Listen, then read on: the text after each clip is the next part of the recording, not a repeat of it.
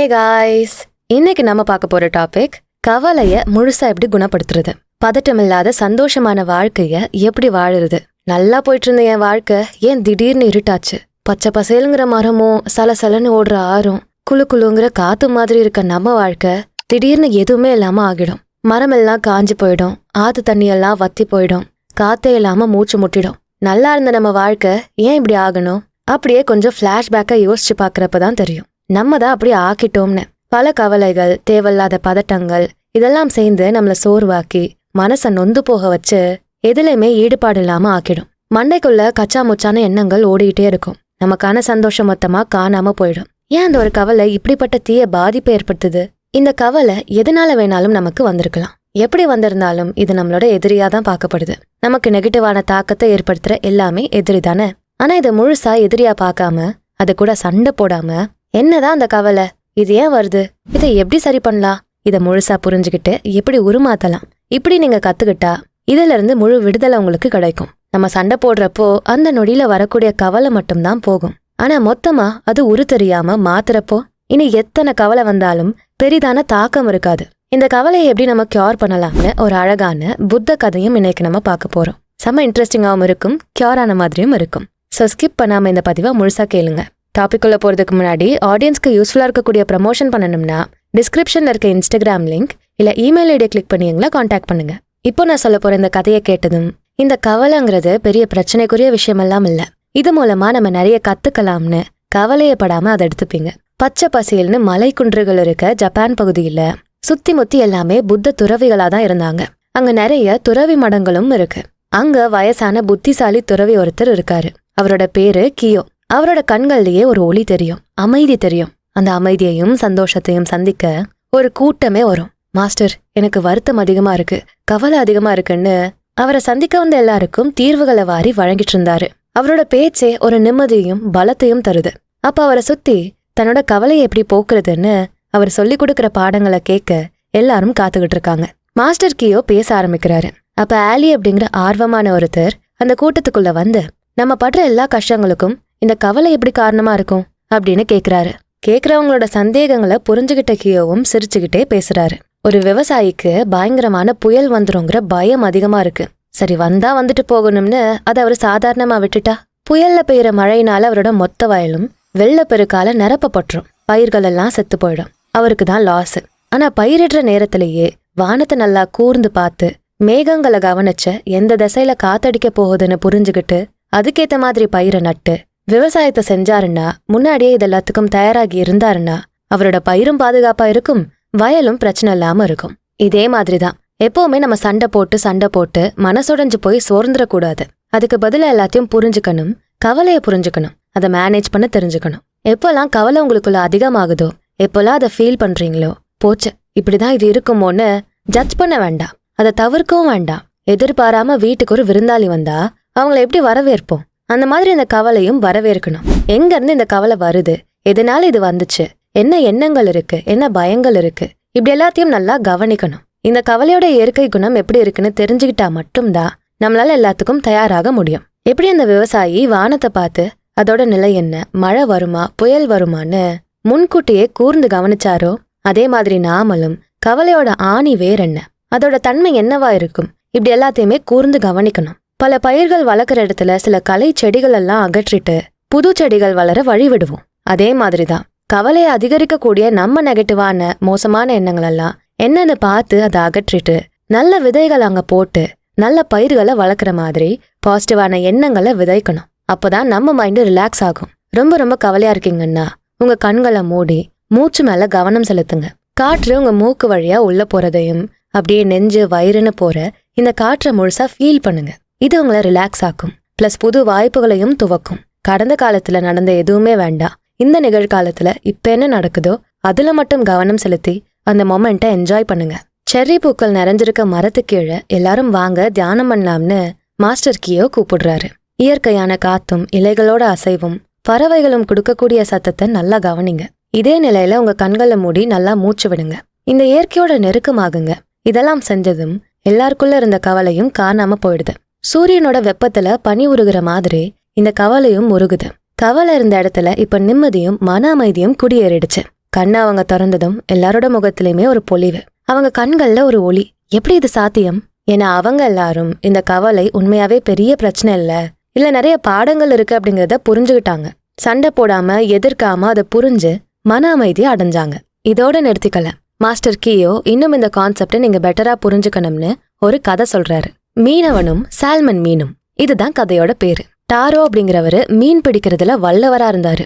ஜப்பானோட கடலோர பகுதி சின்ன மீன்பிடி கிராமத்துல தான் இவரு வாழ்ந்திருக்காரு. சிம்பிளான மனசு, அழகான பார்வை, அப்படியே தன்னோட படகை ஓட்டிக்கிட்டு அலைகளோட ஒன்னா சேர்ந்து கடல்ல மிதந்துட்டு இருக்காரு. வலைய வீசி ஏதாச்சும் மீன் மாட்டுமான்னு தன்னோட நாட்களை இப்படி மீன் பிடிக்கிறதுலயே ஓட்டிட்டு இருந்தாரு. ஒரு நாள் சூரியனோட வெப்பம் ஜாஸ்தியா இருந்துச்சு. உச்சியில சூரியன் நின்னுது. சரி மீன் பிடிக்க போலான்னு டாரோ படகு எடுத்துட்டு கிளம்புனாரு. அப்போ திடீர்னு ஒரு அனல் காத்து ரொம்ப வேகமா டாரோவை நோக்கி அடிச்சுது. அந்த அனல் காத்து அப்படியே கொஞ்சம் கொஞ்சமா மாறுது. சூரியனும் கொஞ்சம் கொஞ்சமா மறையுது. மேகங்கள் கூடி நிக்குது. எங்கிருந்து வந்ததுன்னே தெரியல. திடீர்னு செம புயல் காத்தும் மழையும் அடிக்குது. கடல் கொந்தளிக்குது. அலைகள் அதிகமாகுது. டாரோவோட படகு அந்த புயலை தாங்காம கொஞ்சம் கொஞ்சமா வலுவிழக்க ஆரம்பிக்குது. அவரும் தன்னை காப்பாத்திக்க எவ்வளோ முயற்சி பண்றாரு. காத்தை எதிர்த்து சண்டை போட்டு நிக்கிறாரு. நம்மளையே தள்ளக்கூடிய தண்ணிய எதிர்த்து நீச்சல் அடிக்கிற மாதிரி படகை அழுத்தி ஓட்டிட்டு டாரோ போயிட்டு இருக்காரு. அந்த சூழல் ரொம்ப மோசமாயிட்டே போகுது. டாரோவும் அவ்வளவுதான், நம்ம கதை முடிஞ்சது, இனிமே இந்த புயல் அடிக்கிற கடல்ல நம்ம எப்படி போறதுன்னு சோர்ந்து போற நேரத்துலதான் நேரா ஒரு ஒளி தெரியுது. கண்டிப்பா அது லைட் ஹவுஸா தான் இருக்கும் அப்படிங்கிற எண்ணத்துல முழு பலத்தையும் ஒன்னா சேர்த்து அங்க கண்டிப்பா நிலம் இருக்கும்னு அதை நோக்கி தன்னோட படகை ஓட்ட ஆரம்பிக்கிறாரு. கடைசில கரையையும் கடந்தாச்சு, படகையும் காப்பாத்தியாச்சு. ரொம்ப எக்ஸாஸ்டடா நிக்கிறாரு டாரோ. பயமும் கவலையும் பதட்டமும் அவர் மண்டையில பாரமா நிக்குது. புயல்ல இருந்து சாவை எதிர்த்து தப்பிச்சு வந்திருக்க அந்த பயமும் கவலையும் அவரை வேற எதை பத்தியும் யோசிக்க விடல. அப்பதான் வயசான துறவி ஒருத்தர் டாரோ கிட்ட வந்து, ஏ மீன் பிடிப்பாளனே, எதனால இவ்வளவு சோகமா இருக்கன்னு அமைதியான குரல்ல கேட்க, நான் இப்போதான் கடல்ல சாவை சந்திச்சுட்டு வந்தேன். இதெல்லாம் நடந்தது, இப்படியெல்லாம் ஆச்சு. என்னை எப்படி தைரியத்தை வர வச்சு மீன் பிடிப்பான்னு எனக்கு கவலையா இருக்கு, பதட்டமா இருக்கு அப்படின்னு பதட்டத்தோட கவலையோட அந்த மொத்த கதையும் சொல்றாரு. துறவியும் அவரை நல்லா கவனிச்சு, நீ இப்போ எதிர்கொண்டது உனக்கு ஒரு பாடம்தான். ஏன்னா சில நேரங்கள்ல இப்படிப்பட்ட கவலை நம்ம வாழ்க்கைக்குள்ள வரும். இந்த சூழல்ல நீ கத்துக்கிட்ட பாடம் அப்போ உனக்கு உதவும். இந்த கடல் அலைகள் மாதிரி சில சமயம் அது நம்மள நல்லாவே பயமுறுத்தும் அப்படின்னு சொன்னதும் டாரோ அந்த துறவிய இவர் என்ன சொல்ல வராரு அப்படின்ற மாதிரியே பாக்குறாரு. அவரோட கண்ணுல இந்த பயம், கவலை எப்படி எதிர்கொண்டு வர்றதுன்னு புரிஞ்சுக்க ஒரு ஆர்வமும் இருந்தது. எப்படி கடல்ல இப்படி ஒரு பதட்டமான சூழலை நீ சந்திச்சப்போ கரையை நோக்கி ஓடி வந்தியோ அதேதான் இங்கேயும் நீ செய்யணும். இந்த கவலையில இருந்து எப்படி நீ வெளியே வரணும்னா உனக்கான இன்னர் பீஸ, மன அமைதிய நீ தேடி போகணும். ஒரு தடவை இப்படிதான் ஒரு மீனவன் இருந்தாரு. அவருக்கு சால்மன் மீன்னா ரொம்ப பிடிக்கும். இத கிழங்கு மீன்னு தமிழ்ல சொல்லுவாங்க. இந்த சால்மன் மீனை பிடிக்கதான் எப்பவுமே அவர் பக்கத்துல இருக்க ஆத்துக்கு போவாரு. அப்படி ஒரு நாள் கிழங்கு மீனை பிடிக்க போனப்போ அவர் வலையில பெருசா ஏதோ ஒன்னு சிக்கிருக்கிறத அவரு ஃபீல் பண்றாரு. உடனே பெருசா ஒரு கிழங்கு மீன் மாட்டிருக்கு போலன்னு சந்தோஷத்துல முழு பலத்தையும் போட்டு அந்த வலையை இழுக்கிறாரு. ஆனா அந்த சால்மன் உயிரோட இருக்கிறத அவரு மறந்துடுறாரு. நம்மள கொல்ல போறாங்க அப்படிங்கிற பயத்துல அந்த சால்மன் ரொம்ப வேகமா நீந்த ஆரம்பிக்குது. இவரும் அப்படியே இறுக்கி வலை இழுக்க இழுக்க அந்த மீன் அவர் இழுக்கிற திசை இல்லாம வேற திசையில போக ஆரம்பிக்குது. ஆனா அதால தப்பிக்க முடியற மாதிரி தெரியல. உடனே அந்த சால்மனுக்கு ஒரு ஐடியா, நம்ம வலைய போட்டு இழுக்கிற அந்த மீனவனுக்கு எதிரா நீந்தி போகாம அப்படியே இந்த ஆறு எந்த பக்கம் போகுதோ அதே ஃப்ளோல போனா என்னன்னு ஆறு தண்ணி ஓடுற திசையை நோக்கி இதுவும் ஓட ஆரம்பிக்குது. அப்படியே ஃப்ளோல போகுது. கடைசியில அந்த வலைய விட்டே வெளியே வந்து கடல்ல போய் சேர்ந்துருது. சோ இந்த சால்மன் நமக்கு என்ன சொல்லி தருதுன்னா, கவலைன்னு ஒரு விஷயம் வந்துட்டா அதை எதிர்க்கணும், பயத்தை எதிர்க்கணும்னு சண்டை போடுற எண்ணத்துல ஓடாம சால்மன் மாதிரியே ஃப்ளோல போக கத்துக்கணும். அதை எதிர்க்காம அதோட வழியை புரிஞ்சுக்கிட்டு அதுல போக கத்துக்கணும். அவன் பொருள் எடுத்து அவனையே போடுறோங்கிற மாதிரி அந்த கவலை பயம் எந்த திசையில போகுதோ அது கூடவே ஒன்னா சேர்ந்து பயணிச்சு அதை பத்தி முழுசா தெரிஞ்சுக்கிட்டோம்னா எப்படி அதை தோக்கடிக்கிறதுன்னு ஈஸியா கத்துக்க முடியும்னு அந்த துறவி சொன்னதை கேட்ட டாரோக்கு ஞானோதயம் பிறந்த மாதிரி ஒரு ஃபீல் ஆகுது. அதுல இருந்து அவனுக்கு எப்பெல்லாம் பயம் வருதோ, இப்பெல்லாம் கவலை வருதோ அதை எதிர்த்து போராடாம அது கூடவே ஒன்னா போய் தீர்வு கண்டுபிடிக்க ஆரம்பிச்சான். எப்படி அந்த சால்மன் மீன் வழியை கண்டுபிடிச்சதோ அந்த மாதிரி. இப்படி மாஸ்டர் கியோ கவலை அப்படிங்கிறது நம்ம எதிரி இல்ல, அதை நம்ம ஈஸியா சால்வ் பண்ணிடலாம்னு சிறப்பான பாடங்களை அங்க இருக்க எல்லாருக்குமே கத்து கொடுத்தாரு. கேள்வி கேட்ட ஆளுக்கும் இந்த சால்மன் ஃபிஷ்ஷோட கதை பெரிய பாடத்தை கத்து கொடுத்து புரிதலை கொடுத்தது. சோ நமக்கு கவலை வரப்போ அது நம்மள அழிக்கக்கூடிய எதிரின்னு அதுக்கு பயப்படக்கூடாது. நம்ம பயம்தான் அதோட பெரிய பலமே. அந்த கவலை எதனால வருது, எவ்வளவு மோசமா இருக்கு, என்ன காரணம், இது எல்லாத்தையும் ஆழமா தெரிஞ்சுக்கிட்டா அதுகிட்ட இருந்து விடுதலை கிடைக்கிறது ஈஸியாகிடும். சோ அந்த கவலை கூடயே ஒன்னா பயணிச்சு அந்த கவலையே நம்ம கிட்ட இருந்து விலக்க போறோம். அதுக்கு பதிலா பாசிட்டிவான விஷயங்களை ரீப்ளேஸும் பண்ண போறோம். இதுதான் மாஸ்டர் கியோ சொன்ன விஷயங்கள். இப்போ நீங்க கவலைப்படக்கூடிய விஷயத்த யோசிச்சு பாருங்க, நல்லா கவனிச்சு பாருங்க. அதை நினைச்சு இப்படி ஃபீல் பண்ற அளவுக்கு அந்த விஷயம் வொர்த் ஆனதா? நீங்க இவ்ளோ பயப்படுற அளவுக்கு அந்த விஷயம் நான் அவ்வளோ பெரிய அப்பா டக்கரா? யோசிச்சு பாருங்க. அட இது டம்மி பாவான்னு ஃபீல் ஆகும். இதை தாண்டி நம்ம உடலும் ஆரோக்கியமா வச்சுக்கணும். இதுவுமே நமக்கு கவலை இல்லாத வாழ்க்கையை கொடுக்கும். சரியான உணவுகள் எடுத்துக்கணும், நல்ல தூக்கம் வேணும், எப்பவும் சுறுசுறுப்பா இருக்க பார்க்கணும், கெட்ட உணவுகளை தவிர்க்கணும், தியானம் பண்ணணும், மைண்ட்ஃபுல்லா இருக்கணும். இதெல்லாமே நம்ம கவலை பதட்டத்தை கொஞ்சம் கொஞ்சமா சீக்கிரம் காணாம ஆக்கிடும். சில உணவுகள் இந்த கவலை பதட்டங்களுக்கு நல்லதுன்னு சொல்லப்படுது. அதுல ஒமேகா 3 ஃபேட்டி ஆசிட்ஸும் ஒண்ணு. இந்த ஒமேகா 3 ஃபேட்டி ஆசிட்ஸ் இருக்கக்கூடிய உணவுகள் நம்ம மூளையோட அணுக்களை வேகமா சீரமைக்குது. அதனால இது எந்த உணவுல அதிகமா இருக்கோ அதை உட்கொள்ளணும். கடல் உணவுகள் மற்றும் மீன் வகைகள்ல இந்த ஒமேகா 3 ஃபேட்டி ஆசிட்ஸ் நிறையவே இருக்கு. நம்ம கதையில பார்த்தோமே சால்மன் மீன், அதுல கூட ஒமேகா 3 ஃபேட்டி ஆசிட்ஸ் நிறைய இருக்கு. அப்புறம் டூனா ஃபிஷ்ல கூட. இப்படி கோல்டு வாட்டர் ஃபேட்டி ஃபிஷஸ் வகை மீன்கள் எல்லாத்துலயுமே ஒமேகா 3 ஃபேட்டி ஆசிட்ஸ் அதிகமா பார்க்க முடியும். வெஜிடேரியனா வேணும்னா chia seeds, flax seeds, walnuts, beans இதுலெல்லாம் இருக்கு. ஸோ இந்த வகை உணவுகளை தினசரி எடுத்துக்கிறப்போ நம்ம மூளையோட ஆரோக்கியம் சீரா இருக்கும். செல்கள் தன்னைத்தானே சரி செஞ்சுக்கும்.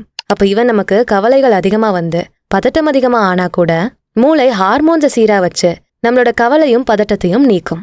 மஞ்சள்லையும் மூளைய ஆரோக்கியமா வச்சு கவலை பதட்டமெல்லாம் குறைக்கிற சக்தி இருக்கு. தினமும் இதை உணவுல எடுத்துக்கணும். பாதாம் பருப்பு, தயிர் இதையும் தினமும் எடுத்துக்கணும். உணவுகள்ல உடல் பிரச்சனைகளுக்கு மட்டும் தீர்வு இல்ல, மன பிரச்சனைகளுக்கும் தீர்வு இருக்கு. ஸோ சாப்பிட்ற உணவை சரியா எடுத்துக்கோங்க, நல்லா தூங்குங்க, எந்த கவலை தரக்கூடிய நெகட்டிவான சிந்தனைகளையும் அகற்றி வைங்க. காலையில எழுந்ததும் தியானம் பண்ணுங்க, நைட்டு தூங்க போறதுக்கு முன்னாடி தியானம் பண்ணுங்க, அடிக்கடி மூச்சு பயிற்சிகள் பண்ணுங்க. சோம்பேறியா இல்லாம வாக்கிங், ஜாகிங்னு உங்களை சுறுசுறுப்பா வச்சுக்கணும். ரொம்ப முக்கியமா நல்லா தண்ணி குடிங்க. தண்ணி தான் பல பிரச்சனைக்கான மருந்து.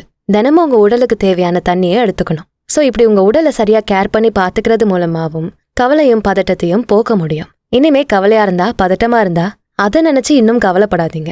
அப்படியே ஃப்ளோல அது கூடவே பயணிச்சு அதை பத்தி A to Z எல்லா டீட்டெயில்ஸும் எடுத்துக்கிட்டு அப்படியே அதை பாசிட்டிவா ரீப்ளேஸ் பண்ண பழகிக்கோங்க. கெட்ட எண்ணங்கள் வருதுன்னா அதையும் பாசிட்டிவ் எண்ணங்களால மாத்தணும். கவலைக்கான காரணம் என்ன? நீங்க தகுதியானவன் இல்லைன்னு சிந்திக்கிறதா? அப்ப நீங்க தகுதியானவன் தான்னு நம்பிக்கையோட சிந்திக்க ஆரம்பிங்க. இப்படி செய்யறப்போ தானா கவலைகளுக்கு தீர்வு கிடைக்கும். எதிர்த்து தப்பிச்சு ஓடாம ஃப்ளோல போறப்போ நம்ம எப்படி விடுதலை அடைகிறதுன்னு ஒரு வழி கிடைக்கும். பாசிட்டிவான உருமாற்றம் கிடைக்கும். உங்களுக்கு கவலை வந்தா என்ன பண்ணுவீங்க?